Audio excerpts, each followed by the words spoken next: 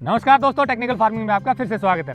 अक्सर कहा जाता है कि पंजाब में सबसे ज्यादा केमिकल और पेस्टिसाइड का यूज होता है, रासायनिक खाद का यूज होता है, इसी कारण बीमारियां बढ़ रही हैं और यहाँ पर नेचुरल खेती बहुत कम होती है। लेकिन आज हम आपको एक ऐसे किसान से मिलवा रहे हैं, चरणजीत सिंह से। ये नेचुरल तरीके से खेती करते हैं 7 एकड़ में यहाँ, और ये आपको बताएंगे कि कैसे बिना केमिकल के भी कुदरत के साथ बढ़िया खेती की जा सकती है। सर नमस्कार। नमस्कार जी। अक्सर आप भी देखते हैं, हमने भी अखबार पढ़ते हैं, न्यूज़ में देखते हैं कि बहुत ज़्यादा केमिकल छिड़का जा रहा है। पंजाब हरियाणा की भी बात कर लें तो आपने यहाँ 7 एकड़ में कुदरती खेती की है, तो किसानों की प्रैक्टिस को आप ऑब्जर्व करते हैं, वो क्यों नहीं कर पाते और आप कैसे कर पाते हैं, ज़रा दर्शकों को बताइए। देखिए, आजकल जो किसान है, किसानों ने अपनी जो, मैं समझता हूँ भाई, अपनी जो सोचनी है वो बंद की हुई है। वो एक ऐसे अच्छा रूटीन जो कंपनी वाले हैं, कंपनी वालों के लिए अच्छा रूटीन में पड़ गए हैं। भाई अब फलानी फसल का टाइम आ गया, ये दुकान से जाके उसका बीज ले आओ। दुकानदार ने बीज के साथ साथ कह देना है, अच्छा जी आप ये भी ले जाओ, ये रसायन ले जाओ, ये अब डाल देना, ये 30 दिन बाद डाल देना, ये फलाने टाइम डाल देना, ये पानी के साथ डाल देना, ये चौथे पानी के साथ डाल देना। तो उसने सोचना बंद कर दिया। आएगा, बीज लाएगा, छिड़केगा, जैसे जैसे बताया है वैसे वैसे वो डाल देगा। अगर दुकान वाले ने कहा है कि आप एक टैंकी में 100 ग्राम डाल दो, आता आता किसान ने सोचना है भी अच्छा 100 की जगह अगर मैं 125 150 डाल दूं तो मेरा और ज़्यादा फायदा हो जाएगा। खुद तो उसने डालना नहीं है, उसने आके अपने जो काम करता है उसको कह देना भी अच्छा तू इसमें ना 150 डाल दे। जिसने काम करना है उन्हें कहना यार उसने कहा था 150 डाल दो, अगर मैं 250 डाल दूं तो मेरा एक दफ़ा में काम खत्म हो जाएगा, मेरे को दोबारा कुछ करने की जरूरत नहीं पड़नी। तो जो चीज़ 100 डालनी थी वो करते करते 200 डाल गई है। फ़ायदा उसका कोई नहीं, नुकसान ही है। अब उसमें भी उसने उठा के सारी स्प्रे मार देनी है। स्प्रे में जो होएगा, जो शिकारी कीड़ा होएगा वो ऊपर बैठा है, सब कुछ देख रहा है, जो दूसरा कीड़ा है वो नीचे बैठा है, जो नुकसान वाला है। आपने ऊपर स्प्रे करके जो अच्छे वाले हैं उनको तो मार दिया, जिन्होंने बैलेंस बना के रखना है।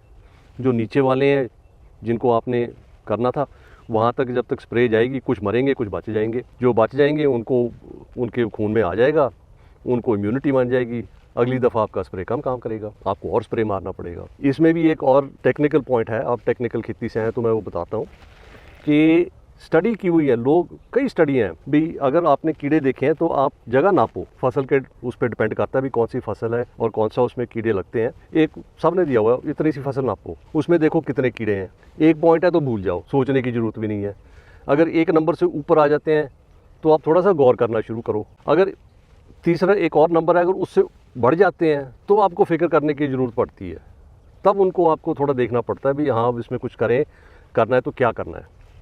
ठीक है जी, वो भी छोड़ दिया, वो भी कोई नहीं कर रहा है, बस उठा के स्प्रेयों पे स्प्रे चली जा रहे हैं और उससे तो नुकसान नहीं है, अब नज़र आ रहा है हमको।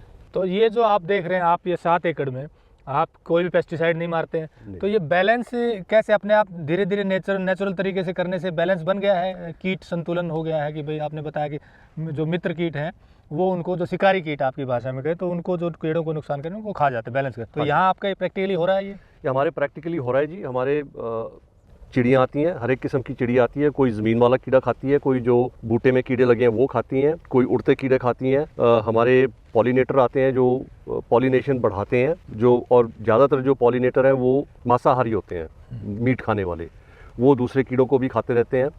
तो इस हिसाब से हमारा काफ़ी हद तक संतुलन बना हुआ है। तो यानी कि कई बार ऑर्गेनिक खेती में बात करें तो कहेंगे जी नीमास्त्र ब्रह्मास्त्र वो सब बनाने की ज़रूरत पड़ती है, आपको उनकी भी कुछ ज़रूरत पड़ती है नेचुरल तरीके से, या ज़्यादातर वैसे कंट्रोल हो जाता है? देखो जी, एक पुरानी कहावत है हमारे पंजाब में, हरियाणा में भी कुछ ऐसी इसके साथ की होनी है।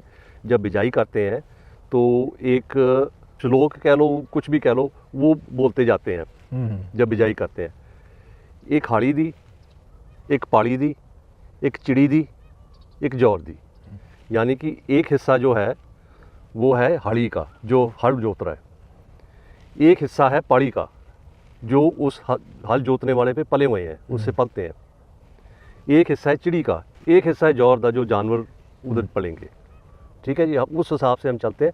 तो कुदरत ने भेज दिए, ठीक है, आगे आगे कितना नुकसान कर जाएंगे, एक चिड़ी कितना दाना खा जाएगी। यानी कि जो नेचुरल तरीके से वो जो लाभ करते हैं, जो आपके चिड़िया कहें या दूसरे जीव कहें, वो कीड़े कहें, वो आपको मतलब यहाँ इतना नुकसान नहीं करते कि भाई उससे फसल ही चौपट हो गई, हाँ। या बहुत ज़्यादा नुकसान हो गया। नेचुरल तरीके से जो आपने अभी श्लोक बताया उसके आधार पर वो उतना ही कर पाते हैं। बिल्कुल। तो पैदावार आपकी लगभग जो अब सस्टेन हो गई है, बढ़िया। हाँ जी, हमको थोड़ा टाइम लगा ज़मीन तकड़ी करने में। एक दफ़ा ज़मीन हमारी कुदरती तरीके से तकड़ी हो गई है तो उस हिसाब से हमारी पैदावार में कोई कमी नहीं है। और इसमें मैं आपको ये भी बताना चाहूँगा कि इसमें हम सिर्फ देसी बीज इस्तेमाल करते हैं ज़्यादातर, क्योंकि जो आपका हाइब्रिड बीज होता है, जो हाई यील्ड वैरायटी आ जाती है, उसको हमेशा रासायनिक तौर तरीके से सपोर्ट चाहिए होती है। और जो देसी है, जो हमारी इसी ज़मीन से, इसी पानी से, इसी वातावरण से फसल निकलती है, हम भी जेनेटिक सिलेक्शन करते हैं। हम ये देखते हैं भी ये अच्छा कौन से बूटे की जीन अच्छी तकड़ी है, कौन सा बूटा तकड़ा रहा है, जिसको कुदरत ने मेहर बख्शी है भी अच्छा तेरे को बीमारी नहीं लगेगी, तेरे में फल फ्रूट ज़्यादा लगेगा, झाड़ तेरा ज़्यादा है, टाइम पे लगेगा, है जी, उसका हम बीज रख लेते हैं। अगले साल उसको लगाते हैं तो हमारी फसल वैसी, और हर साल उसमें से बीज हम बढ़िया करते जाते हैं तो फसलें हमारी इम्प्रूव होती जाती हैं। ये है कि आपको मेहनत करनी पड़ती है। ये नहीं है कि 30 दिन में एक दफ़ा 2 दफ़ा आके चलो पानी छोड़ दिया, घूम के चले गए, इधर ऊपर ऊपर से निगाह मार ली, उससे नहीं काम चलता। आपको यहाँ हाजिरी देनी पड़ती है, आना पड़ता है। हाँ, मतलब आप अगर भैंस खुद नहीं करते तो भी आना पड़ेगा, देखना पड़ेगा। लेबर के भरोसे आप छोड़ेंगे तो वो मतलब उतना आउटपुट नहीं आएगा ऑर्गेनिक फार्म। हाँ जी। एक आपने कहा कि ज़मीन को तगड़ा किया, समय लगा, तो तगड़ा करने में क्या क्या इनपुट डालना पड़ा नेचुरल आपको?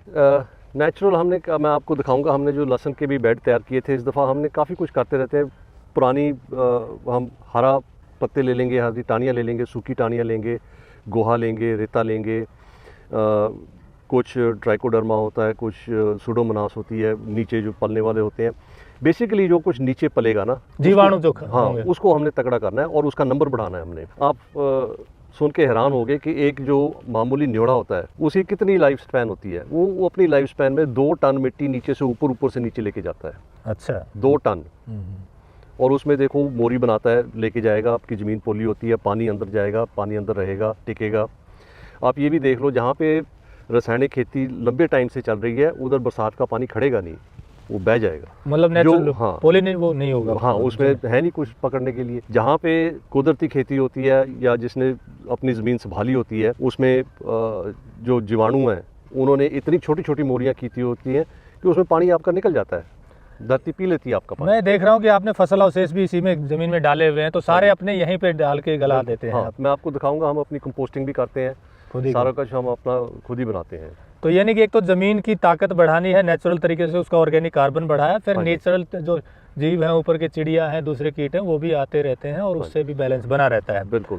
तो इस तरीके से प्रोडक्शन भी आपकी सस्टेन हो गई है। बिल्कुल जी। तो दोस्तों, जैसा चरणदीप सिंह जी ने बताया है कि नेचुरल तरीके से खेती करने पर जीवाणु भी आते हैं, ज़मीन के अंदर भी आते हैं और बाहर भी मित्र कीट जो है आने लगते हैं और एक बैलेंस बन जाता है।